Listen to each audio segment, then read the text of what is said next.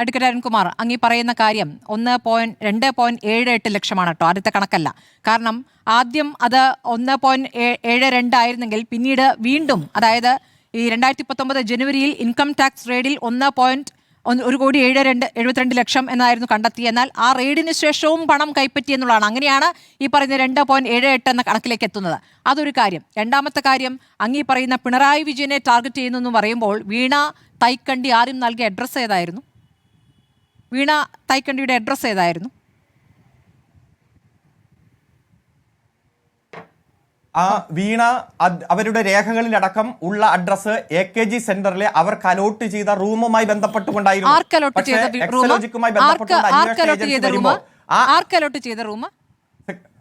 വീണ തൈക്കണ്ടിക്കോ?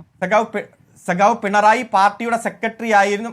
അല്ലല്ല, പാർട്ടിയുടെ സെക്രട്ടറിയായി സഖാവ് പിണറായി അടക്കം AKG സെന്ററിൽ കേന്ദ്രീകരിച്ചുകൊണ്ട് പ്രവർത്തിക്കുമ്പോൾ അതിലൊന്നുമല്ലല്ലോ തർക്കം. ഈ രാഷ്ട്രീയ നേതാവിന്റെ, നിങ്ങളുടെ രാഷ്ട്രീയ നേതാവിന്റെ അഡ്രസ്സിലാണ് ഈ പറയുന്ന ബിസിനസ് അഡ്രസ് ആയി കൊടുത്തിരുന്നത് അല്ലേ? ഈ ബിസിനസ് ചെയ്യുമ്പോൾ അവിടുത്തെ അഡ്രസ്സാണ് കൊടുത്തിരിക്കുന്നത്. ഇത് നിങ്ങൾക്ക് ഒരു കണക്ഷനും ഇല്ല എന്ന് നിങ്ങൾ ഒരു വസ്തു പറയും, അപ്പുറത്ത് പറയും ഇത് കണക്റ്റഡ് ആണെന്ന് പറയും. എവിടെയെങ്കിലും ഒരു തരത്തിൽ അത് നിങ്ങൾക്ക് ന്യായീകരിക്കാൻ കഴിയണം.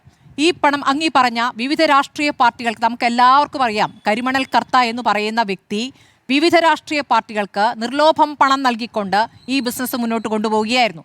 തെരഞ്ഞെടുപ്പ് കാലത്ത് നിർലോഭം സംഭാവന നൽകുന്നുണ്ട്. എല്ലാ രാഷ്ട്രീയ പാർട്ടികളും സ്വീകരിച്ചിട്ടുണ്ട്. അങ്ങ് പറയുന്ന പോലെ ചില മാധ്യമ പ്രവർത്തകരും കരിമണൽ കർത്തയ്ക്ക് വേണ്ടി പ്രവർത്തിച്ചവരുണ്ട്, ശരിയാണ്. ചില മാധ്യമ സ്ഥാപനങ്ങളും കരിമണൽ കർത്തയിൽ നിന്ന് പണം വാങ്ങിയിട്ടുണ്ട്. അങ്ങനെ വാങ്ങാത്തൊരു സ്ഥാപനത്തിൽ നിന്ന് പണിയെടുക്കുന്നു, അങ്ങനെ വാങ്ങാത്തൊരു മാധ്യമ പ്രവർത്തനങ്ങൾക്ക് എനിക്ക് ചോദിക്കുകയും ചെയ്യാം. അപ്പോൾ കരിമണൽ കർത്ത സ്വാധീന വലയത്തിൽ വച്ചിരിക്കുന്ന രാഷ്ട്രീയ പ്രവർത്തകരുണ്ട്, മാധ്യമ പ്രവർത്തകരുണ്ട്. അങ്ങീ പറഞ്ഞ ചുരുക്കപ്പേരിലേക്ക് പോവുകയാണല്ലോ അങ്ങ്. ചില നേതാക്കളുടെ കാര്യം ശരിയാണ്. സംഭാവന വാങ്ങിയെന്ന് കുഞ്ഞാലിക്കുട്ടി സമ്മതിച്ചിട്ടുണ്ട്. സംഭാവന വാങ്ങിയെന്ന് ചുരുക്കപ്പേരിൽ വന്നിരിക്കുന്ന രമേശ് ചെന്നിത്തല സമ്മതിച്ചിട്ടുണ്ട്. PV എന്ന ചുരുക്കപ്പേരിലുള്ള പിണറായി വിജയൻ എന്താണ് അത് സമ്മതിക്കാത്തത്? ആ ചുരുക്കപ്പേരിൽ PV കൂടി ഉണ്ടല്ലോ. നിങ്ങൾ എന്താ ബാക്കി ചുരുക്കപ്പേരിലേക്ക് മാത്രം പോകുന്നത്?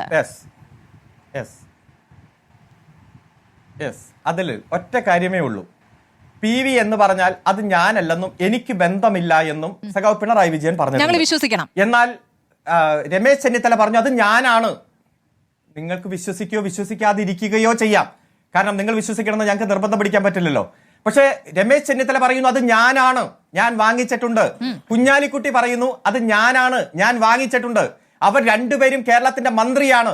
ഇത് വാങ്ങിച്ചു എന്ന് കൃത്യമായി പേരുള്ള ഒരാളുടെ മകൻ ഇപ്പോൾ മന്ത്രിയാണ്.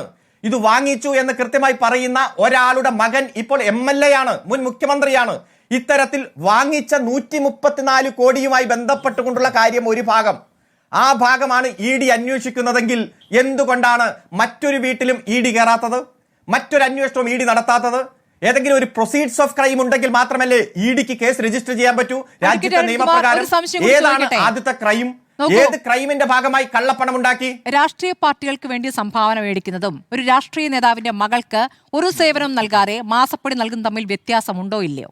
അതിന് ഗൗരവം നോക്കൂ. വാങ്ങിയ തുകയുടെ കണക്കിനേക്കാൾ ആ ചെയ്ത കാര്യങ്ങളിൽ വ്യക്തത വരുത്തണം. കാരണം പിണറായി വിജയൻ മുഖ്യമന്ത്രിയായി 2017 ജനുവരി മുതൽ 2020 ജൂൺ വരെയാണ് ഈ പൈസ കൈപ്പറ്റിയിരിക്കുന്നത്. ഈ പൈസ എന്തിനുള്ള സേവനമാണെന്ന് ഈ എക്സാലോജിക്കിലെ ഉദ്യോഗസ്ഥർക്ക്, ജീവനക്കാർക്ക് പറയാൻ പറ്റിയിട്ടില്ല. ഈ CMRലെ ഉദ്യോഗസ്ഥരും അതുമായി ബന്ധപ്പെട്ട മൊഴിയിൽ സേവനം എന്താണെന്ന് പറയുന്നില്ല. ഇനി ഇവരുടെ മെയിൽ കമ്മ്യൂണിക്കേഷനിൽ മുഴുവൻ ഈ പണം വരുന്നതിൻ്റെയും കൊടുക്കുന്നതിൻ്റെയും മാത്രമേ ഉള്ളൂ. സേവനം സംബന്ധിച്ച് ഒരു തരത്തിലുള്ള കമ്മ്യൂണിക്കേഷനും ഇല്ല. ഒരു IT കമ്പനിയുമായി 2.78 ലക്ഷം രൂപയുടെ 2,78,00,000 രൂപയുടെ എന്ത് പണിയാണ് എടുത്തിരിക്കുന്നത്? ആ പണി വിസ്തീകരിക്കണ്ടേ? അത്രയും സുതാര്യമായ കാര്യമാണെങ്കിൽ അത് വിസ്തീരിച്ചു കഴിഞ്ഞാൽ അത് അവിടെ കഴിയില്ലേ? അത് ആരാണ് വിസ്തീകരിക്കേണ്ടത്? നിങ്ങളാണോ? ഈ ചോദ്യം ഞാൻ പ്രതീക്ഷിച്ചിരുന്നു. ഈ ചോദ്യം ഞാൻ പ്രതീക്ഷിച്ചിരുന്നു. ഈ ചോദ്യം താങ്കൾ ചോദിച്ചില്ലെങ്കിൽ ഞാൻ ഇതിൽ മറ്റൊരു ഉത്തരത്തിന്റെ ഭാഗമായി ഇത് പറയാനിരുന്നതാണ്. കാരണം സഖാവ് പിണറായി വിജയൻ കേരളത്തിന്റെ മുഖ്യമന്ത്രി ആയിരിക്കുമ്പോൾ മുഖ്യമന്ത്രിയുടെ മകൾ ലീഡ് ചെയ്യുന്ന ഒരു കമ്പനിയുമായിട്ട് കരാറുണ്ടാക്കുന്നത് ഗവൺമെന്റിൽ നിന്നും മുഖ്യമന്ത്രിയിൽ നിന്നും അൺഡ്യൂ ഇൻഫ്ലുവൻസ് ചെയ്ത് എന്തെങ്കിലും കാര്യപ്രാപ്തിക്ക്, കാര്യലബ്ധിക്ക് വേണ്ടിയിട്ടാണ് എന്നതാണല്ലോ നിങ്ങൾ ചോദിക്കുന്ന ചോദ്യത്തിന്റെ, അല്ലെങ്കിൽ കുറച്ച് നാളുകളായി നടത്തുന്ന ചർച്ചയുടെ ഒരു ഉള്ളടക്കം അതാണ്. എന്നാൽ ഈ കേസല്ലേ ശ്രീ മാത്യു കുഴൽനാടൻ വിജിലൻസ് കോടതി കൊടുത്തത്? ഈ കേസല്ലേ ഹൈക്കോടതിയിൽ കൊടുത്തത്? ഈ കേസല്ലേ സുപ്രീം കോടതിയിൽ പോയത്? സുപ്രീം കോടതി എന്താ പറഞ്ഞേ? രാഷ്ട്രീയ കളിയൊക്കെ നിങ്ങൾ രാഷ്ട്രീയ പാർട്ടികൾ തമ്മിൽ പുറത്ത് നടത്തിയാൽ മതി, അത് ഇവിടെ വന്ന് വേണ്ട. ഹൈക്കോടതി എന്താ പറഞ്ഞേ? ഇത് രാഷ്ട്രീയ കളിയാണ്, രാഷ്ട്രീയ കളി ഇവിടെ വേണ്ട എന്നല്ലേ പറഞ്ഞത്? അതായത് ഏതെങ്കിലും തരത്തിൽ ഒരു നയാ പൈസ ഗവൺമെന്റിൽ നിന്നോ മുഖ്യമന്ത്രിയുടെ ഓഫീസിൽ നിന്നോ ഏതെങ്കിലും കൈകാര്യം ചെയ്യുന്ന വകുപ്പിൽ നിന്നോ അൺഡ്യൂ ഇൻഫ്ലുവൻസിലൂടെ ലാഭമുണ്ടാക്കി എന്ന് തെളിയിക്കാനോ ഒരു ആരോപണം പോലും ഉന്നയിക്കാൻ കഴിഞ്ഞോ? ലാസ്റ്റ് സുപ്രീം കോടതി എന്താ പറഞ്ഞേ? ഒരക്ഷരം ഇനി മിണ്ടിക്കഴിഞ്ഞാൽ 10 ലക്ഷം രൂപ ഫൈൻ ഇടുമെന്ന് പറഞ്ഞപ്പോ ഫയൽ വാങ്ങിച്ച് കഷത്തിൽ വെച്ച് രക്ഷപ്പെടേണ്ടി വന്നില്ലേ? അതായത് നിങ്ങൾ കണക്ട് ചെയ്യാൻ ശ്രമിച്ചത് മുഖ്യമന്ത്രിയുടെ മകൾ, താങ്കൾ തന്നെ ഇപ്പൊ ഒരു വർഷമൊക്കെ പറഞ്ഞു മുഖ്യമന്ത്രി ആയിരുന്ന സമയം, ആ മുഖ്യമന്ത്രി ആയിരുന്ന സമയം ഒരു മകളായി ജനിച്ചാൽ അല്ലെങ്കിൽ മകനായി ജനിച്ചാൽ അവർക്ക് സ്വതന്ത്രമായി ജോലി എടുത്ത് ജീവിക്കാം. ഏതെങ്കിലും തരത്തിൽ ഒരു അൺഡ്യൂ ഇൻഫ്ലുവൻസ്, നയാ പൈസയുടെ ലാഭം, ഒരു ആരോപണം ഉന്നയിക്കാൻ കഴിഞ്ഞോ? ആ ആരോപണവുമായി മാത്യു കുഴൽനാടൻ വന്നപ്പോ രാജ്യത്തെ പരമോന്നത നീതി ഇനി ഇന്റർനാഷണൽ കോടതിയുള്ളൂ, ആ കോടതി വരെ ചോദിച്ചിട്ട് ഏത് രേഖ ശങ്കരാടിയുടെ കൈരേഖ എടുത്ത് കാണിച്ചത്? ആ രേഖയായിട്ട്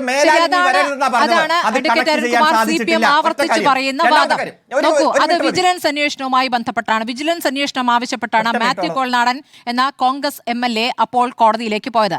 അതെന്താണെന്ന് കോൺഗ്രസ് തന്നെ വിശദീകരിക്കട്ടെ. കോൺഗ്രസിന് തന്നെ തലവേദനയായ ഒരു കേസാണ്. മാത്യു കുഴൽനാടൻ എന്തിന്റെ അടിസ്ഥാനത്തിലാണ് അവിടെ ഈ പറഞ്ഞ കേന്ദ്ര ഏജൻസി അന്വേഷണം നടത്തുമ്പോൾ ഇങ്ങനെ ഒരു ആവശ്യമായി മുന്നോട്ട് പോയത് എന്നുള്ളത് കോൺഗ്രസ് സംശയിക്കേണ്ട കാര്യമാണ്. ഏതായാലും അങ്ങ് പറഞ്ഞ കാര്യങ്ങളൊക്കെ കോടതിയിൽ നിന്ന് പറഞ്ഞിട്ട് ശരിയാണ്, രാഷ്ട്രീയ കളിയുമായി ഇങ്ങോട്ട് വരണ്ട എന്ന് പറഞ്ഞിട്ടുണ്ട്.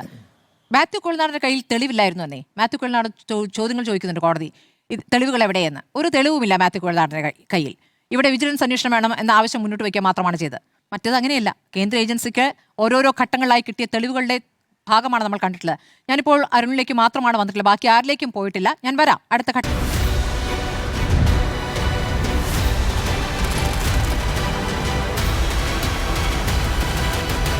ഡിബേറ്റ് വിത്ത് സ്മൃതി പരുത്തിക്കാട്.